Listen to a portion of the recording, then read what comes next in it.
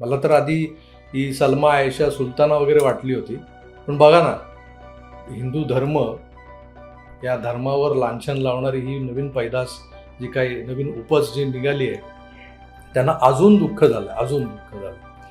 ही मुलगी ही हिंदू निघाली. त्यामुळं गलिच्छपणा किंवा त्यांच्यामध्ये असलेले वाईट गुण हे कुठला धर्म घेऊन येत नाही, तर कोणत्याही धर्मात हे अशा पद्धतीची बाणगुळं जन्माला येऊ शकतात, हे पुन्हा एकदा सिद्ध झालं.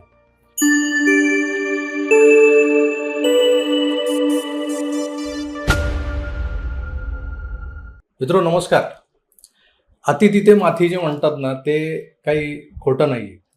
आता कालचाच माझा व्हिडिओ होता की इसको रुलाया तो क्या किया, उसको रुलाया तो क्या किया, दारा सिंह को रुलाओ तो जाने, इसको नचाया तो क्या किया, उसको नचाया तो क्या किया, श्रीदेवी को नचाओ तो जाने.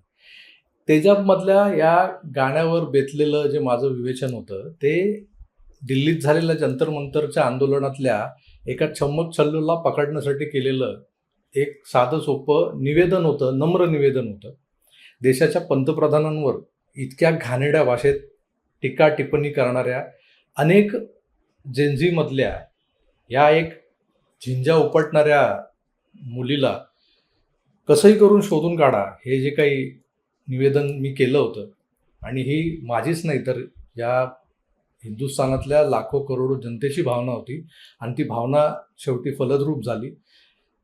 हे बोलून हे लोक तिथून कल्टी तर झाले, म्हणजे जसे CJPचे नेते कल्टी झाले या पोरांना वाऱ्यावर सोडून, त्यांच्यावर केसेस झाल्या, पोलिसांना शोधून शोधून पकडतायत. आता अनेक जणांना तुरुंगात डांबलं गेलंय. आता त्यातले जे खरोखर विद्यार्थी होते त्या विद्यार्थ्यांना सोडून देण्यात येईल असं सुप्रीम कोर्टाने सांगितले. पण ज्यांची कुठेतरी हिस्ट्री आहे, हिस्ट्री शीटर्स आहेत, मागच्या पुढच्या कुठल्या तरी हिंसाचारात ते गुंतलेले होते, आढळलेले असतील, जर त्यांची गुन्हे नोंद असेल कुठल्या ना कुठल्या पोलीस ठाण्यात, तर ते आता लंबे लटकणार आहेत. पण हा एक झाला कायद्याच्या दृष्टिकोनातून केलेला विचार.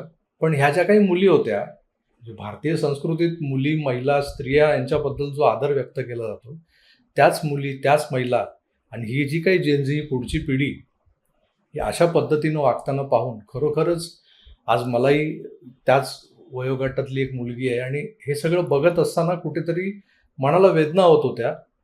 आणि एकीला शोधा म्हणजे आपोआप बाकीचे कसे वटणीवर येतात ते बघा. म्हणजे आता जसं एकेकाला पकडायला सुरुवात झाल्यानंतर बाकी ज्यांचे व्हिडिओज यायला लागले माफी मागण्याचे, तसाच हा प्रकार आहे. या मुलीला शोधा असं जेव्हा मी आवाहन केलं, तर मागच्या 24 तासात जी घडामोड झाली आहे ती अशी की या मुलीचं नाव, म्हणजे मला तर आधी कुठली तरी दिल्लीतल्या GB रोडच्या आजूबाजूची पैदाइश वाटत होती, पण तसं न निघता ती नोएडात राहते आणि तिचं नाव रुचिका सिंग आहे. मला तर आधी ही सलमा आयशा सुलताना वगैरे वाटली होती, पण बघा ना, हिंदू धर्म या धर्मावर लांछन लावणारी ही नवीन पैदास जी काही नवीन उपज जी निघाली आहे, त्यांना अजून दुःख झालं, अजून दुःख झालं. ही मुलगी ही हिंदू निघाली. त्यामुळं गलिच्छपणा किंवा त्यांच्यामध्ये असलेले वाईट गुण हे कुठला धर्म घेऊन येत नाही, तर कोणत्याही धर्मात हे अशा पद्धतीची बाणगुळं जन्माला येऊ शकतात, हे पुन्हा एकदा सिद्ध झालं. आता ही रुचिका सिंग जी आहे ती नोएडात राहते, जे जे सध्या उत्तर प्रदेशमध्ये येतं, आणि हे सगळं शोधण्यासाठी बजरंग दलाचे आणि हिंदुत्व व्हिजिलंटवाले जे कार्यकर्ते होते त्यांनी प्रचंड मेहनत घेतली. शेखर चहल आणि रोहित शर्मा या दोन आमच्या हिंदू भावांनी प्रचंड प्रयत्नांनी हिचा शोध घेतला, आणि अखेर ती नोएडात राहते. तिचा घरचा पत्ता वगैरे सगळा मिळालेला आहे, पण ती आता सध्या घरी नाही. तिने सुंबाल्या गेलेल्या आहेत तिथून, म्हणजे धूम ठोकलेली आहे. आता तिच्या आई वडिलांकडे, इतरांकडे चौकशी सुरू आहे.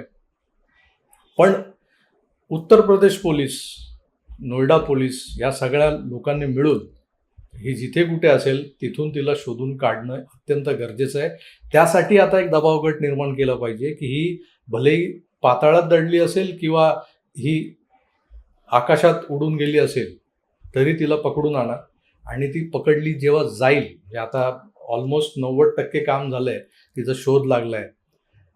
मागच्या आठवड्याभरात ती ज्या तीव्रतेने तिचे व्हिडिओ सगळीकडे सोशल मीडियावर पसरत होते, आणि हे व्हिडिओ बघून जी काही तिडीक जात होती डोक्यात, पण तिला पकडलं जात नव्हतं, तिच्याबद्दल फारसं काही ऐकायला येत नव्हतं.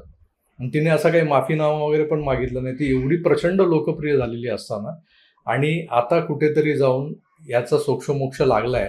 ती कुठे राहते हे सापडलंय, तिचा पत्ता सापडलाय, तिच्या आई वडिलांना आता चौकशीला बोलावलं जात आहे.